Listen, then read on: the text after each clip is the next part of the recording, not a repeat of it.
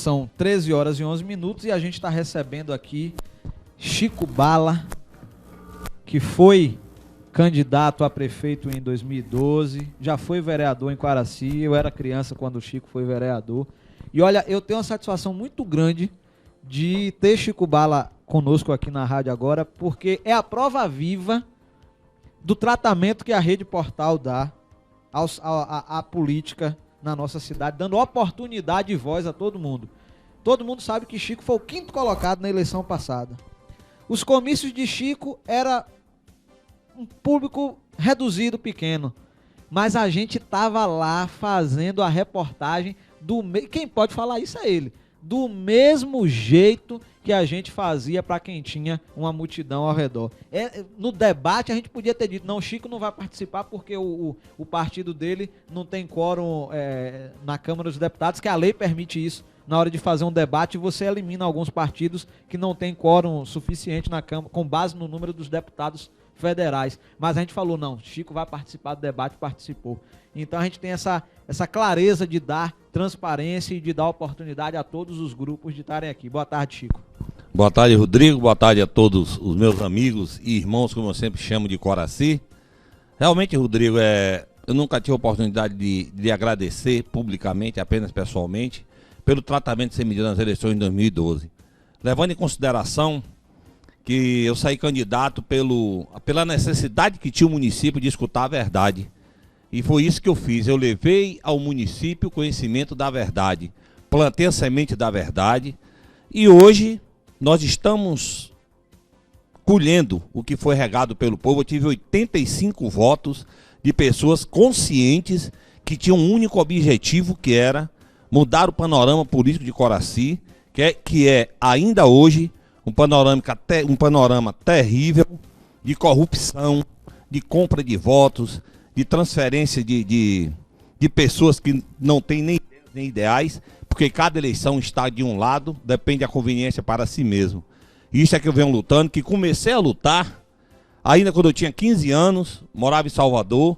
Eu já ia perguntar, o trâmite da entrevista com alguma liderança política é justamente esse, a sua história política.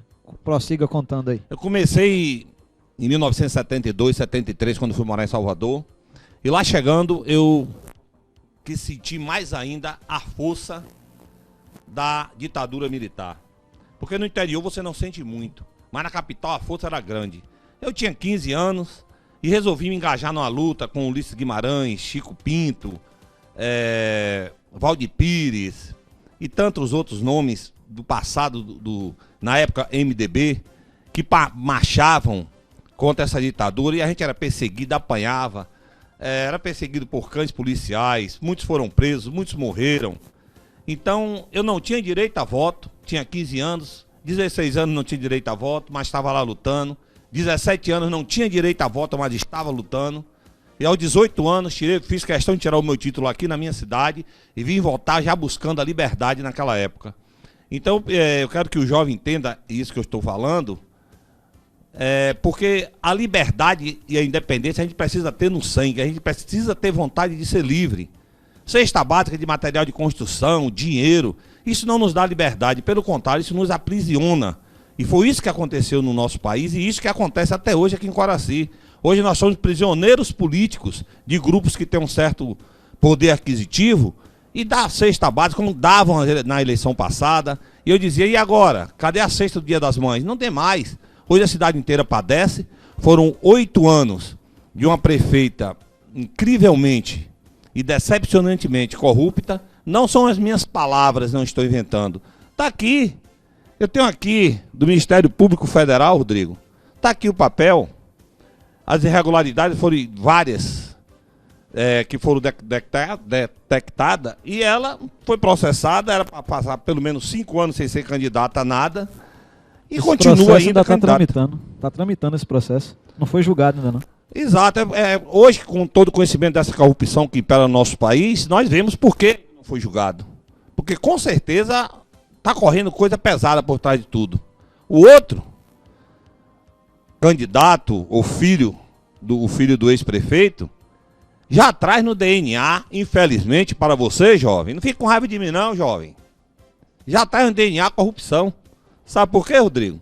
Jadson Albano foi contra o Conselho e a Assembleia dos Estudantes que aqui estiveram e votou a favor das contas rejeitadas. Ele aprovou aquilo que os estudantes rejeitaram. Ou seja, ele aprovou a corrupção. Ele foi contra a Assembleia e contra o Conselho. Isso já demonstra o DNA, ou talvez seja justamente a orientação do pai dele que vai fazer se ele chegasse a ganhar a eleição. Isso são palavras dele também, que está aqui numa entrevista que ele deu no portal em 2012. Está aqui. Gima não será o governante de Gima, mas será um orientador. Já vimos como ele está orientando o filho. Coitado. É bom você acordar, menino. Chico, você foi vereador em que período? Eu fui vereador de 1989 a 1992. Mas você chegou a ser... Eu tive um... Você disse... Ó, o pessoal da igreja que está na rádio aí, o pessoal está me passando aqui, veja só, a gente teve um problema de queda de energia e a rádio já está obedecendo à legislação eleitoral. A gente precisa dar o mesmo tratamento a todos os grupos políticos que estiveram aqui. Então, o pré-candidato Jadson, o grupo do pré-candidato Jadson esteve aqui há 15 dias atrás, depois o grupo do pré-candidato Cadu na semana passada, e hoje, infelizmente, por conta da falta de energia, que ficou 35 minutos sem energia em Quaraci, o programa terminou começando atrasado. Então, a gente precisa cumprir uma obrigação judicial. Se a gente interromper o programa agora, a rádio vai ter um problema com a Justiça Eleitoral. Então, é um trâmite judicial. A gente pede encarecidamente que a gente possa finalizar o programa dentro do horário. Eu estou falando isso porque a gente está no estúdio da Rede Portal e a gente tem uma equipe que fica lá no estúdio da Rádio Terra do Sol FM. A gente não está fazendo nada que esteja fora da ilegalidade, nem estamos dando tempo extra a determinado grupo político para você que está ouvindo dentro de casa. Vamos deixar bem claro aqui. O tempo do grupo político é 27 minutos e a gente está seguindo rigorosamente isso à risca aqui. Então, a gente tá passando essa explicação aí para os ouvintes aí. Mas prossiga, Chico. Você... De 89 a 92. Então, tem um caso interessante que eu fui eleito em 2 urnas. Em Tamutinga, já saí eleito em 2 urnas apenas. Sem comprar um voto, sem fazer uma plaquinha, que naquele tempo tinha que botar o nome e o número e fazer. Você foi candidato antes, não? Foi a primeira vez? Não, foi a primeira vez. E foi justamente no período que o ex-prefeito Janjão foi também eleito prefeito. Eu saí candidato com Antônio Lima. E nós fizemos oposição consciente à época de 89 a 92 ao prefeito Janjão. E como foi esse trabalho seu nesses 4 anos no Legislativo de Quaraci? Rodrigo, eu não posso dizer que tenho orgulho porque era a minha obrigação. Mas eu sou considerado até hoje um dos melhores vereadores dessa cidade, não dito por mim, mas por vários vereadores e vários munícipes que conheceram o nosso trabalho. Fui o vereador que mais pôs requerimento lá, cerca de 181 requerimentos. Fui o vereador, inclusive, eu estava ouvindo a entrevista do ex-prefeito Janjão, ele falou que colocou o ginásio em Tamutinga, mas esqueceu de dizer que foi indicação do vereador Chico Bala.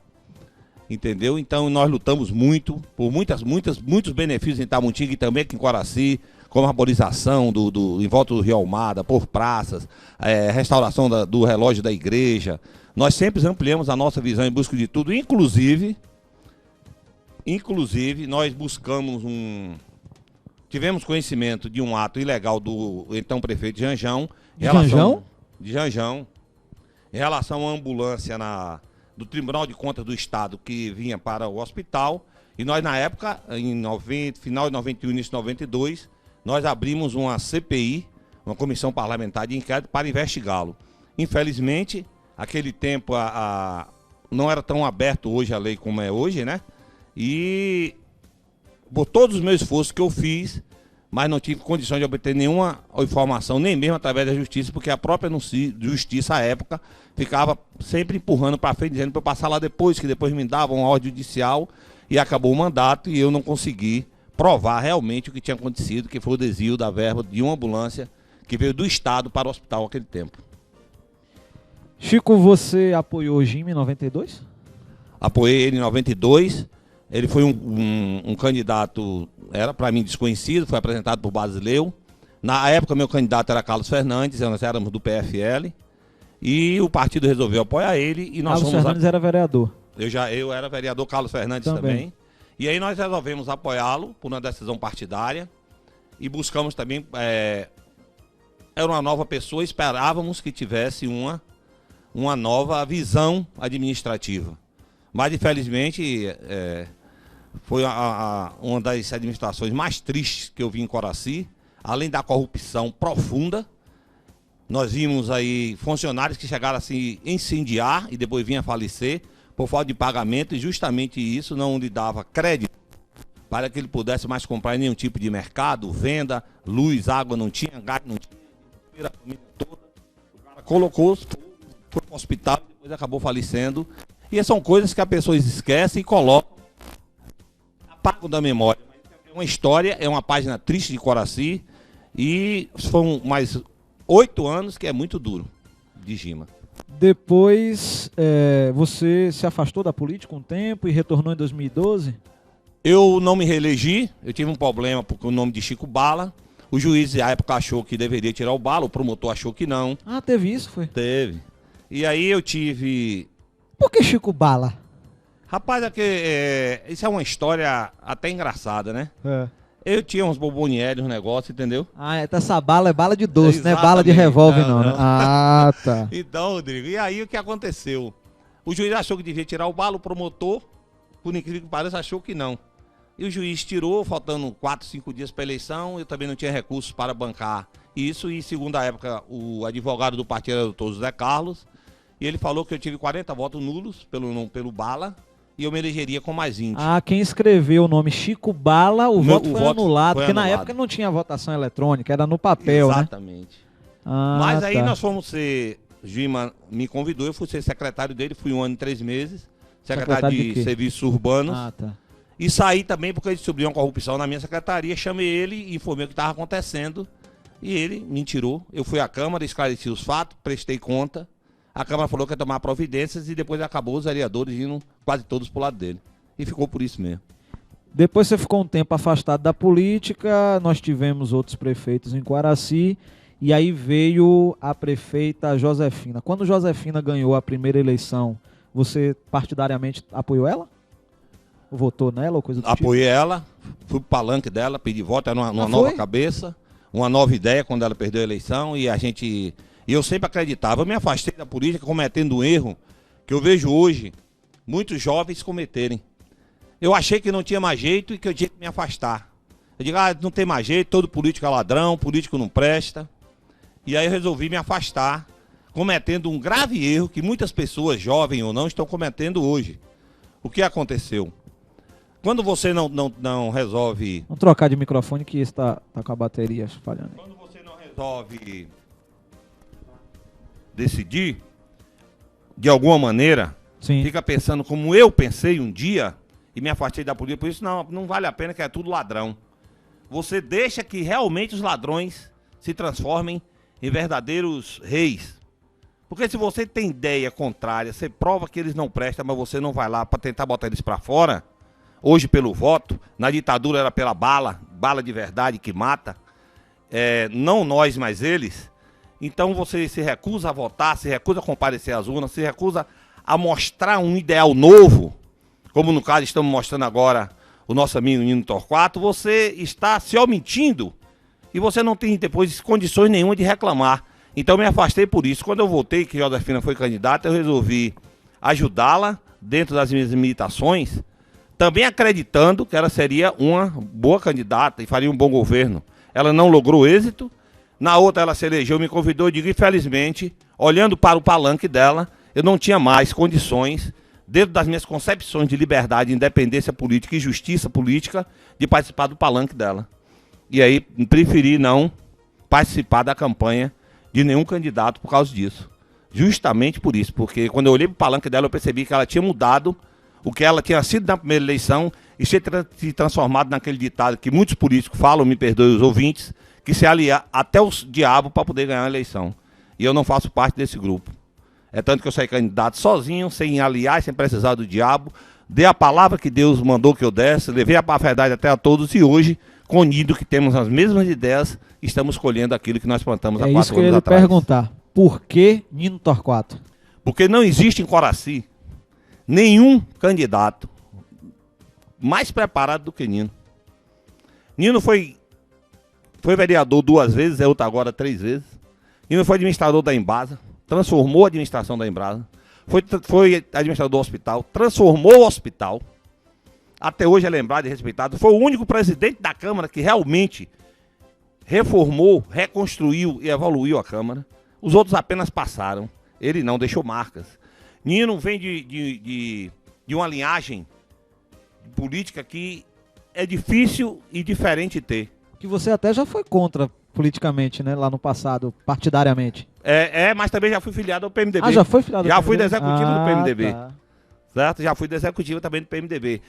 E eu tenho uma coisa comigo, é o seguinte: o partido em si não é importante, porque todos nós, infelizmente no Brasil, precisamos de uma sigla partidária. Certo. Mas o partido não importa, o que importa realmente é a ação do homem. E Nino vem de uma linhagem de político, única em Coraci, para falar a verdade, que tem uma palavra que para mim que se chama chave, que chama-se sonho. O pai de Nino sonhou quando criança ser um prefeito. E foi, e se não é ele, Coraci acha que hoje ainda era igual um povoado. E Nino sonha em ser prefeito. Os outros candidatos não. Os outros candidatos têm ambição de ser prefeito. Qual a diferença? O sonho, você sonha para realizar o bem, para ajudar as pessoas, para buscar progredir cada um e progredir a sua cidade. A ambição não. Você ambiciona chegar lá para você ter dinheiro, para você ter poder, para você, em palavras simples e diretas como sou eu, roubar a prefeitura como aconteceu nos 8 anos do ex-prefeito Gima, como aconteceu nos 8 anos da prefeita atual Josefina, que teve um apoio inconfundível, inseparável do secretário de Finanças, porque não passa nenhum dinheiro na prefeitura que não passe pela mão do secretário de Finanças, a não ser que for dado em casa. Mesmo assim, ele, com certeza o secretário de Finanças tem conhecimento. Então você atribui alguns problemas do governo Josefina ao pré-candidato Cadu Castro? Totalmente. Por exemplo, o ex-prefeito Janjão disse no debate de 2012, são palavras dele, as minhas eu sei o que eu disse, e ele falou que a prefeita Josefina tinha roubado, tinha ficado para ela, tinha corrompido 9 milhões de reais da GDK. Se ela fez tudo isso, segundo ele, tinha que passar pelo secretário de Finanças. Se não passasse pelo secretário de Finanças, então se o secretário de Finanças teve conhecimento desses 9 milhões, que o próprio Janjão denunciou no debate, está, acredito que ainda... Tem no YouTube. No YouTube aí, completo na Rede Portal. Quem quiser ver, Chico Bala não inventa. Chico Bala fala a verdade que o povo esquece. Então o que aconteceu? 9 milhões da GDK sumiram. Fora outras, e fora uma frase interessante que ele disse, e que muitas pessoas à época comentaram. Ele falou uma frase, muitas pessoas deram risada, outras comentaram, que era um sujo e o outro mal lavado. Ele não disse, na verdade, quem era o sujo, se era o filho do ex-prefeito Gima, ou se era a prefeita Josefina. Eu não sei quem é o sujo e nem quem era o mal lavado. Agora, se você pegar do que ele disse e ver hoje em dia ele está apoiando fervorosamente a candidatura do secretário de Finanças, que ele disse que é excepcional, percebe-se que o cara, se ele não for sujo ou mal lavado, pelo menos é imundo, porque está no meio da sujeira. Complicado, viu? Então, a pessoa tem que falar, mas ter condições de assumir o que falou. Não buscar conveniências. Não busque conveniências políticas. A você, eleitor que está nos escutando, esse recado é para os políticos. Os eleitores não.